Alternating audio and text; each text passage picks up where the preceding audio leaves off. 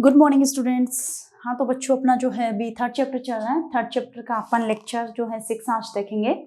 ठीक है, तो अपना जो नई जो अपन चीज जो शुरू करने जा रहे हैं वो डिस्ट्रक्शंस ऑफ द डेमोक्रेसी, लोकतंत्र का किस तरह से जो ध्वंस हुआ वो देखो।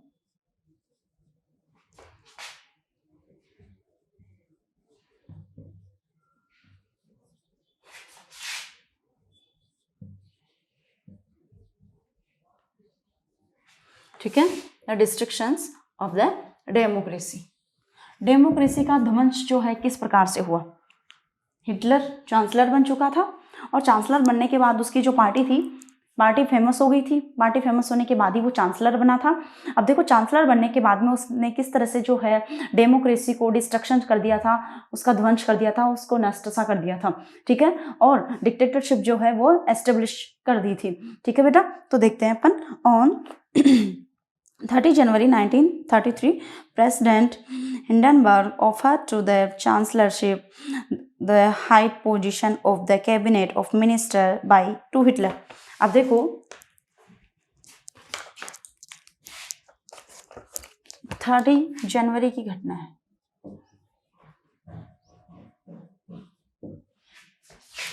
नाइनटीन 33। ठीक है बेटा, कब की बात है? जनवरी 1933 की बात है। जर्मन प्रेसिडेंट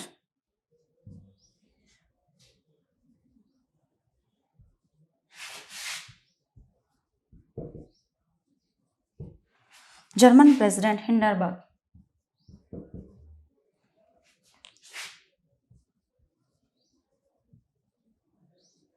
नाम ध्यान में रखना है। जर्मन प्रेसिडेंट कौन थे? हिंडनबर्ग थे। ठीक है, हिंडनबर्ग ने जो है Hindenburg offer to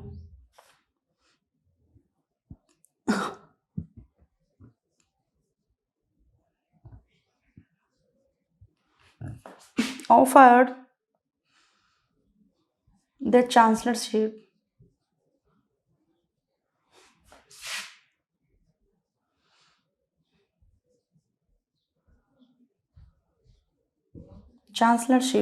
offered the chancellorship to Hitler। ठीक है,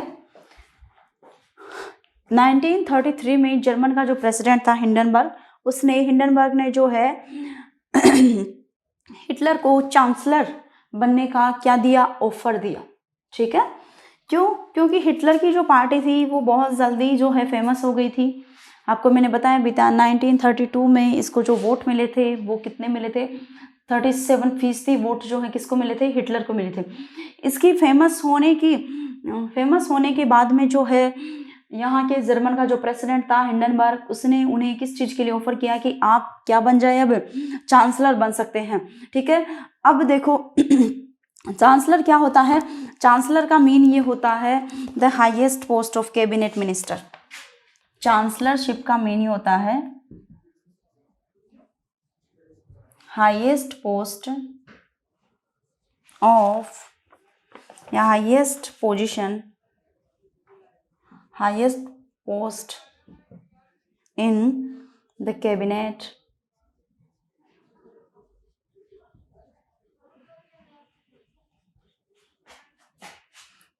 ऑफ मिनिस्टर्स। ठीक है, जैसे अपने प्रधानमंत्री होते हैं, ठीक है, प्राइम मिनिस्टर जिस पोस्ट पर होता है उसे क्या कहा जाता है? यहाँ पे चांसलर को बोला जाता था। ठीक है, अपने जिस पोस्ट को प्राइम मिनिस्टर की पोस्ट बोलते हैं वहां पे उस पोस्ट को कौन सी पोस्ट के नाम से जाना जाता है? चांसलर की पोस्ट से के नाम से जो है जाना जाता है। तो अपन आगे यदि अपनी भाषा में बोले तो हिटलर को प्रधानमंत्री बना दिया था उसने। ठीक है, क्यों? क्योंकि अपने यहाँ के जो पीएम होते हैं वो पीएम कैबिनेट के हेड होते हैं, पीएम कैबिनेट के हेड होते हैं। ठीक है, तो उसी तरह से जो है चांसलर की जो पोस्ट होती थी, highest post in the cabinet of minister के जो कैबिनेट मिनिस्टर का जो कैबिनेट होता था उसमें सबसे हाईएस्ट पोस्ट चांसलर की होती थी। ठीक है, तो अब क्या बन गया था? हिटलर पीएम बन गया था। ठीक है, एज ए चांसलर। अब देखो, by now the Nazis had managed the rally of conservatives to their cause. अब देखो जो नाथसिज्म थे वो बार बार क्या कर रहे थे, रैलियां जो है ऑर्गेनाइज कर रहे थे, ठीक है, और तब तक रूढ़िवादियों को भी अपने उद्देश्यों से जोड़ रहे थे। कंजर्वेटिव्स का मीन रूढ़िवादियों को जो है अपने से जोड़ रहे थे। रैली का मीन ये होता है जोड़ना, ठीक है। तो ये जो मतलब रूढ़िवादी जो थे उनको भी अपने उद्देश्यों से ये क्या कर रहे थे, जोड़ रहे थे। Having acquired power Hitler set out the dismantle the structure of the democratic rules. मतलब हैविंग एक्वायर्ड पावर, इतना एक्वायर्ड पावर लेने के बाद में जो है हिटलर क्या करना चाहता था, dismantle the structure of democratic rule. जो डेमोक्रेटिक रूल था, ठीक है, या लोकतांत्रिक जो संरचना थी उसको कि वो क्या करना चाहता था, भंग करना उसने जो है शुरू कर दिया था, ठीक है। तो जैसे ही हैविंग एक्वायर्ड पावर, जैसे ही उसको जो है पावर मिला, उसका उद्देश्य भी क्या था, जो डेमोक्रेटिक स्ट्रक्चर है पॉलिटिकल में उसको फिनिश करना चाहता था, ठीक है। तो वही उसने शुरू कर दिया था। जैसे ही उसको पावर मिला, पावर कौन सा, चांसलर बन गया था वो। चांसलर बनने के बाद में उसने जो है क्या शुरू कर दिया, Hitler set out the disseminate the structure of democratic rule. जो लोकतांत्रिक शासन था उसको उसने भंग करना जो है शुरू कर दिया था, ठीक है। और अपन पढ़ भी क्या रहे हैं, डिस्ट्रक्शन ऑफ डेमोक्रेसी, यही पढ़ रहे हैं, ठीक है। तो किस तरह से डेमोक्रेसी का डिस्ट्रक्शन हुआ, ध्वंस हुआ, वही देखेंगे। तो पहला कारण क्या था, अब जो हिटलर था वो क्या बन चुका था, चांसलर बन चुका था, ठीक है। हिटलर चांसलर बन चुका था और चांसलर बनने के जस्ट बाद में उसने जो है डेमोक्रेसी को डिस्ट्रक्शन करना शुरू कर दिया था। अब इसके बाद में देखो बेटा, a mysterious fire that broke out in German parliament building in February facilitated his move. अब देखो एक रहस्यमयी आग की घटना हुई, किसमें, जर्मन जो पार्लियामेंट थी, जर्मन पार्लियामेंट की जो बिल्डिंग थी, नाइक स्टॉक की जो बिल्डिंग थी, ठीक है, उसमें एक रहस्यमयी जो है वो घटना घटी, ठीक है। और उस रहस्यमयी घटना के मतलब जो रहस्य अग्निकांड से उसका रास्ता क्या हो गया, साफ जो है हो गया था, ठीक है। अब देखो इसके बाद में फिर उसने क्या किया, पता है आपको, जब ये मिस्ट्रेस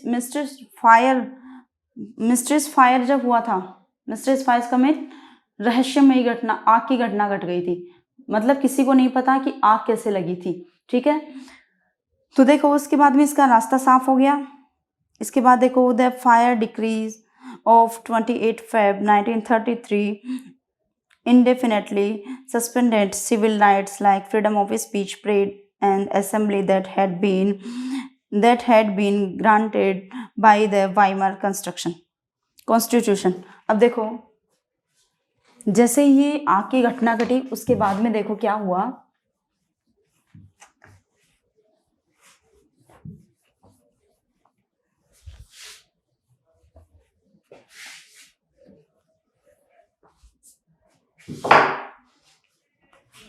देखो उसने 28 Feb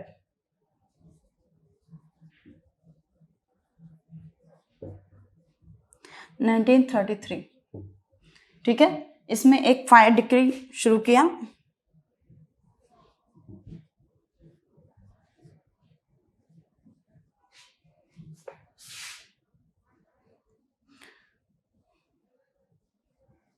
फायर डिक्री, इसमें क्या किया गया है ना, इसमें उसने जो है नियम जो लगाए वो देखो किस चीज के लगाए, उसने सस्पेंडेड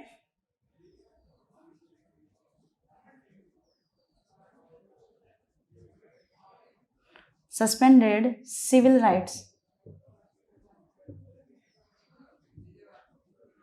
ठीक है, like freedom of speech,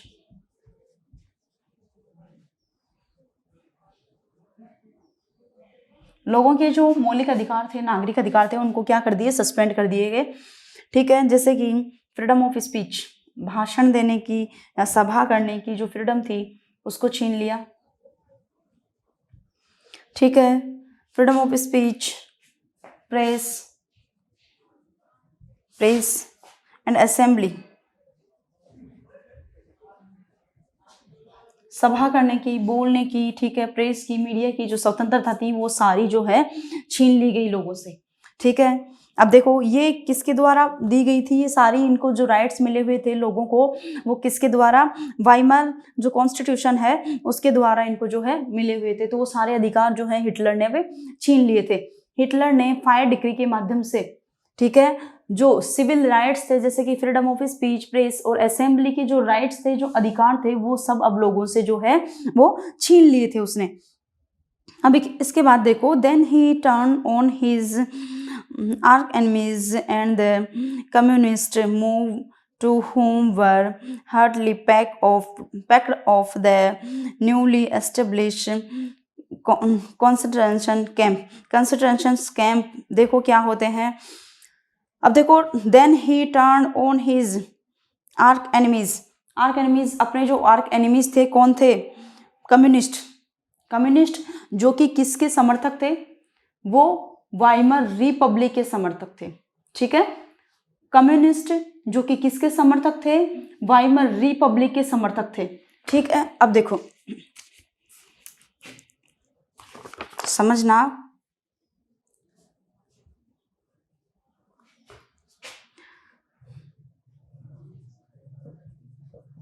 communist और हिटलर,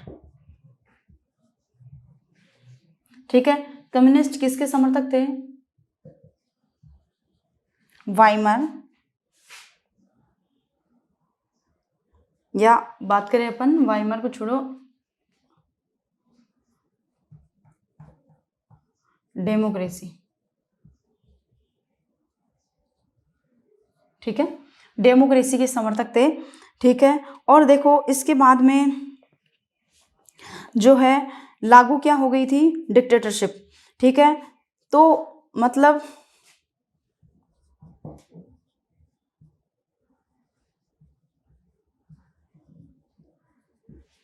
कम्युनिस्ट क्या चाहते थे, डेमोक्रेसी चाहते थे, हिटलर क्या चाहता था, डिक्टेटरशिप चाहता था, ठीक है। कम्युनिस्ट क्या चाहते थे, डेमोक्रेसी चाहते थे, लोकतंत्र चाहते थे, जबकि हिटलर क्या चाहता था, डिक्टेटरशिप चाहता था। डिक्टेटरशिप तानाशाही, ठीक है, डेमोक्रेसी लोकतंत्र हो गया, डिक्टेटरशिप तानाशाही हो गया। तो दोनों के बीच, दोनों एक दूसरे के क्या थे, एनिमीज थे, दुश्मन थे। इस वजह से हिटलर ने सबसे पहले किसकी ओर निशाना साधा, कम्युनिस्ट की ओर निशाना साधा, ठीक है। हिटलर ने सबसे पहले किसकी ओर निशाना साधा, जो कम्युनिस्ट पार्टी के जो लोग थे उनके ऊपर जो है उन्होंने निशाना साधा, और अपने जो मतलब कट्टर शत्रु जो कम्युनिस्ट थे उनको रातों रात जो है कंसंट्रेशन कैंपों में बंद कर दिया था, ठीक है। रातों रात कम्युनिस्टों को किस में बंद कर दिया, कंसंट्रेशन कैंपों में बंद कर दिया। ये कंसंट्रेशन कैंप क्या होते थे, ये होते थे कि जो पुलिस के द्वारा सजाएं देने के लिए जो गृह बनाए जाते थे, ठीक है, उनके चारों ओर जो है तार लगे हुए थे, तो उन तारों में यदि कोई भागने की कोशिश करता था तो उन तारों में जो है करंट लगा दिया जाता था, ठीक है। तो उनको क्या बोलते थे, कंसंट्रेशन कैंप बोलते थे, ठीक है बेटा। तो उनको जो है बहुत बड़ी संख्या में उनको कहाँ पे डाला या कहाँ पे बंदी बनाया, कंसंट्रेशन कैंप जो थे उनमें उनको जो है बंदी बना लिया। किसको, कम्युनिस्टों को। क्यों कि कम्युनिस्ट किसके समर्थक थे, डेमोक्रेसी के, जबकि हिटलर तो क्या चाहता था, डिक्टेटरशिप चाहता था, तानाशाही चाहता था, ठीक है। अब देखो, the repression of the communist was served out of the serving 6,808 arrest files of the Düsseldorf, a small city of 500,000 population. 1,440 were those of the communist alone। अब देखो, एक डोसेड्रॉफ नामक एक क्या था, स्मॉल सिटी थी, ठीक है। डोसेड्रॉफ नामक एक स्मॉल सिटी थी जिसमें लगभग 5 लाख, 500,000 का मीन 5 लाख जो है पॉपुलेशन वहां पे रहती थी। उनमें जो अरेस्ट की फाइलें थी, गिरफ्तार करने वाले लोगों की जो फाइलें थी, कितनी थी, 6,808 थी, 6,808 फाइल्स थी। उनमें से 1,440 फाइलें तो सिर्फ किसकी थी, कम्युनिस्टों की थी, ठीक है। डोसेड्रॉफ एक सिटी थी, स्मॉल सिटी, उसमें लगभग 500,000 लोग रहते हैं, मतलब 5 लाख लोग जो है उसमें रहते थे। अब उसमें जो थाने में जो फाइलें होती है ना, अपराधियों की फाइलें, उसमें कितनी फाइलें थी? 6,808 फाइलें थी। उन 6,808 फाइलों में अकेले कम्युनिस्टों की फाइल कितनी थी? 1,440 फाइलें तो किनकी थी? कम्युनिस्टों की फाइलें थी। ठीक है, मतलब सभी का उसने जो है क्या कर लिया था, सभी के ऊपर, सभी को उनको अरेस्ट करवा दिया था और कंसंट्रेशन कैंप जो थे उनमें भेज दिया था सभी को। ठीक है, मतलब बंदी बना लिया था जितने भी जो कम्युनिस्ट थे सभी को।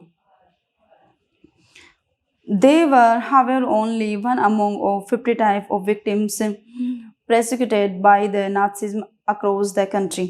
अब देखो, only one of the 50 types of victims persecuted by the Nazism across the country. अब देखो मतलब नाजी शासन के कुल 52 किस्म के लोगों को अपने दमन का निशाना बनाया था। मतलब कितने टाइप के लोगों को? 52 टाइप के, 52 टाइप के लोगों को अपना जो है निशाना उसने जो है बनाया था। अब देखो, on 3rd March 1933 the famous enabling act was passed. अब देखो, ये इनेबलिंग एक्ट था वो बहुत ज़्यादा जो है फेमस रहा था। ये इनेबलिंग एक्ट क्या था वो आप देखेंगे, ये चीज़ समझ में आ गई आपको। फायर डिक्री के माध्यम से जो है सिविल राइट्स जैसे कि फ्रीडम स्पीच और प्रेस असेंबली, इनका अधिकार जो है छीन लिया गया था। ठीक है, अब इसके बाद देखो, तभी तो तानाशाही एस्टेब्लिश हो गई थी। अब देखो, एक एक्ट और लगाया था इसने। अब वो एक्ट कौन सा था?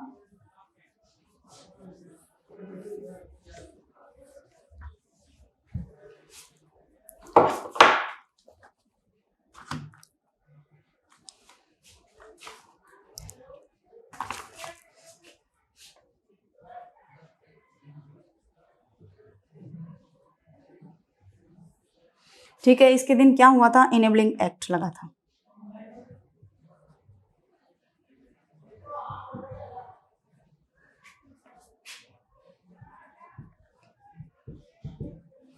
ठीक है, 3 मार्च 1933 को इनेबलिंग एक्ट लगा था। अब देखो, ये इनेबलिंग एक्ट क्या था? This act established dictatorship in Germany. इस एक्ट के माध्यम से जो जर्मनी में क्या एस्टेब्लिश हो गई थी? डिक्टेटरशिप। डिक्टेटरशिप, तानाशाही शुरू हो गई थी जर्मनी में। अब देखो, इसके बाद में it gave Hitler all power to sideline parliament and rule by decree. अब देखो, इन्होंने इसके माध्यम से हिटलर ने जितने भी पार्लियामेंट के जितने भी रूल्स थे वो अपने अंडर में ले लिए थे और क्या जारी कर दिया था? रूल बाय डिक्री, और अध्यादेशों के माध्यम से जो है शासन जो है शुरू करवा दिया था। ठीक है, अब देखो, all political parties entered unions were ban except for the Nazi party and it's affiliates उसके समर्थक। ठीक है, अब देखो, जितने भी जो ऑल पॉलिटिकल पार्टीज थी और जो ट्रेड यूनियंस थी उनको बैन कर दिया गया था। ठीक है, किसको छोड़कर? नाजी और पार्टी और इसके जो अफिलिएट्स थे, अफिलिएट्स मतलब इसके जो समर्थक थे उनको छोड़कर। ठीक है, इसके बाद में देखो, the state established complete control over the economy, media, army and judiciary. State ने जो है इकोनॉमी पर, मीडिया पर, आर्मी पर और जुडिशरी पर अपना टोटल कंट्रोल कर लिया था। ठीक है, तो अब देखेंगे इनेबलिंग एक्ट में जो है इसके पॉइंट कौन कौन से जो थे। इनेबलिंग एक्ट में क्या था? It gave Hitler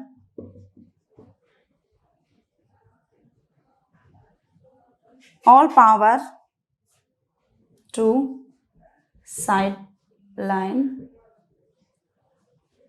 sideline parliament। ठीक है, rule by decree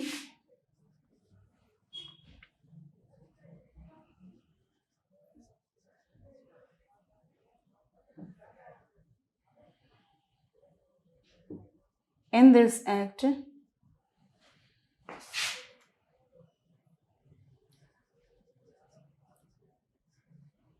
rule in Germany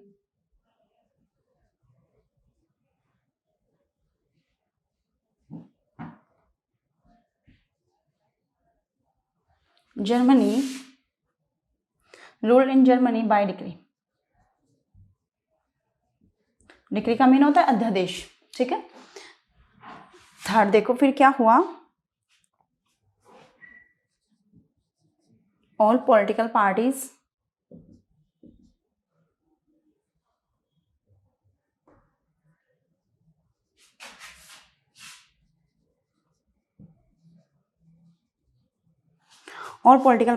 and trade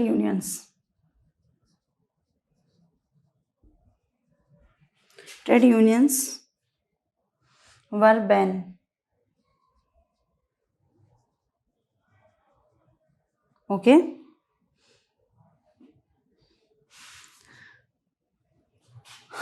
Except for Nazi and its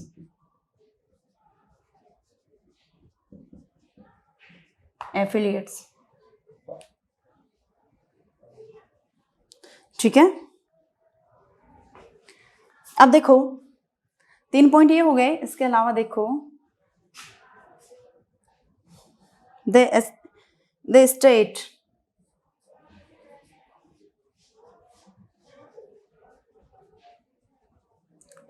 established complete control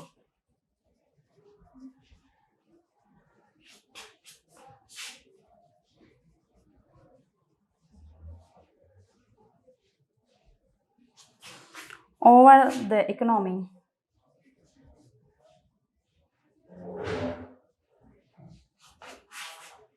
media,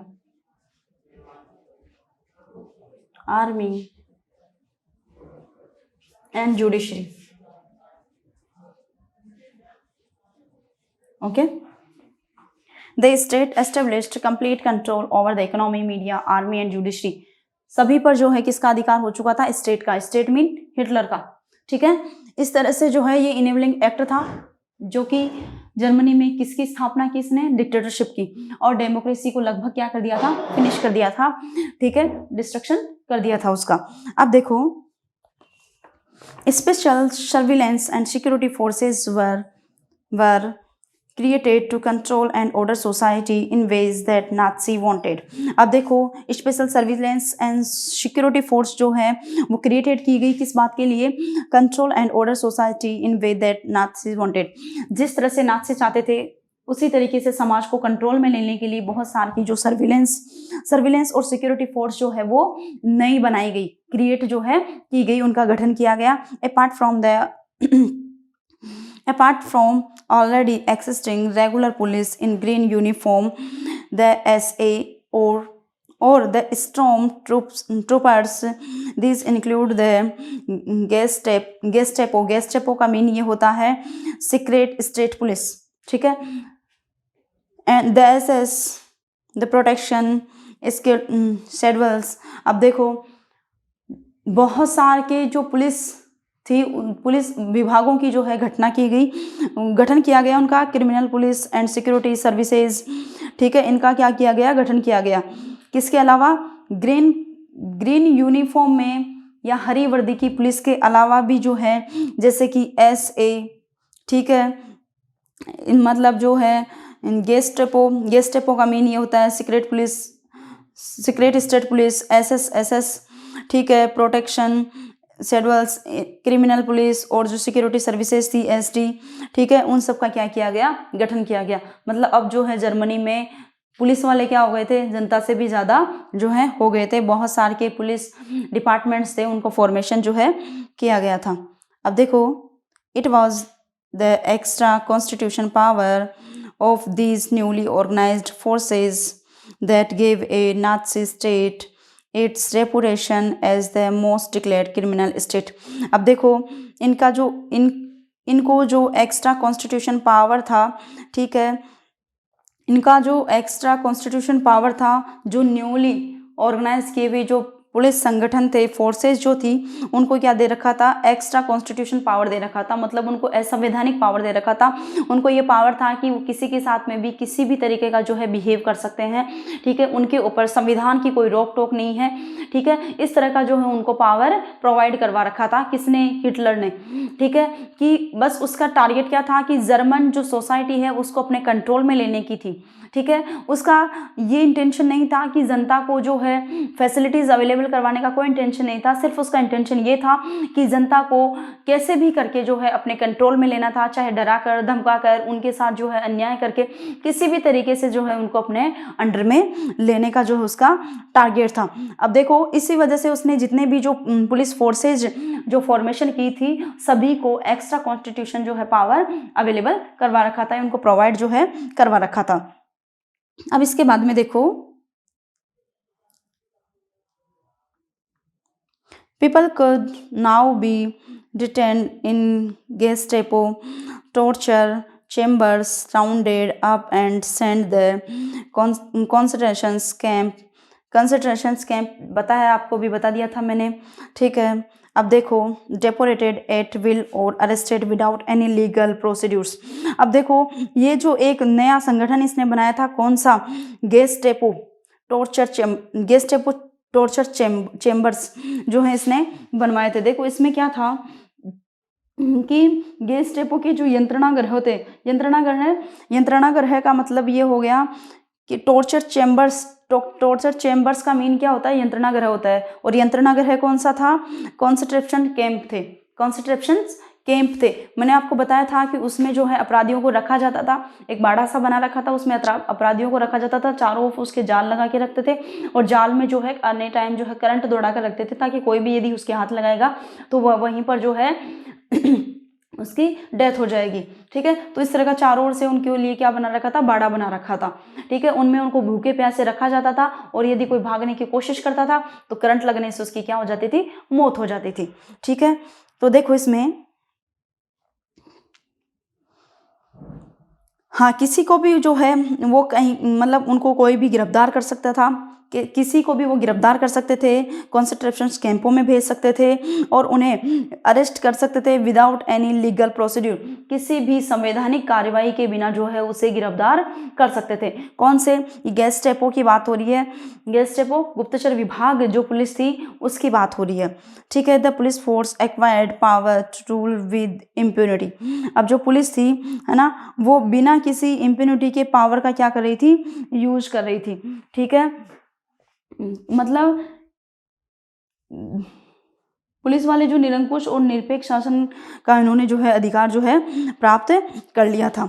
अब देखो, रिकंस्ट्रक्शन का मीन ये हो गया कि जो हिटलर था उसने वापस से जर्मनी का किस तरह से जो रिकंस्ट्रक्शन किया, जर्मनी को वापस जो है किस तरह से खड़ा करने की उसने जो है कोशिश की थी, उसका रिकंस्ट्रक्शन जो है किस प्रकार से हुआ था, ठीक है बेटा। तो वो जो है अपन नेक्स्ट चैप्टर में देखेंगे। इसमें आपको जो ध्यान रखने की चीज़ है वो इसका इनेबलिंग एक्ट है। इनेबलिंग एक्ट के जो 4 पॉइंट आपको बताए हैं कि इनेबलिंग एक्ट में क्या था, और इनेबलिंग एक्ट पास होने के बाद में ही जो है हिटलर की डिक्टेटरशिप जो है एस्टेब्लिश हो पाई थी, और उसी के बाद में उसने जो है पुलिस फोर्सेज वगैरह जो है वो लागू कर दी थी। और पुलिस फोर्सेज किस तरह की थी कि वो जनता को जो है, जनता को मतलब संरक्षण देने के लिए नहीं थी, वो जनता को परेशान करने के लिए थी। उनको सिर्फ अपने नियंत्रण में डरा कर, धमका कर, गिरफ्तार करके, उनको यातनाएं देकर जो है बस अपने कंट्रोल में करने के लिए जो है पुलिस फोर्सेस जो है हिटलर के द्वारा